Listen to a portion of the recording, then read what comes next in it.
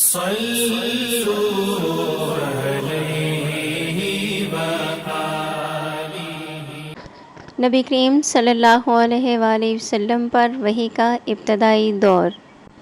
آپ صلی اللہ علیہ وآلہ وسلم نے وحی کے رک جانے کے زمانے کے حالات بیان فرماتے ہوئے کہا کہ ایک روز میں چلا جا رہا تھا کہ اچانک میں نے آسمان کی طرف ایک آواز سنی اور میں نے اپنا سر آسمان کی طرف اٹھایا، کیا دیکھتا ہوں کہ وہی فرشتہ جو میرے پاس غار حرا میں آیا تھا وہ آسمان و زمین کے بیچ میں ایک کرسی پر بیٹھا ہوا ہے، اور میں اس سے ڈر گیا، اور گھر آنے پر میں نے پھر کمبل اوڑھنے کی خواہش ظاہر کی۔ اس وقت اللہ پاک کی طرف سے یہ آیات نازل ہوئیں۔ یہاں میں ان کا ترجمہ پیش کروں گی۔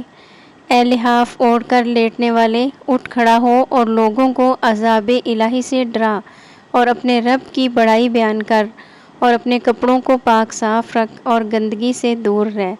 اس کے بعد وہی تیزی کے ساتھ پے در پے آنے لگی۔ صحیح بخاری حدیث نمبر 4۔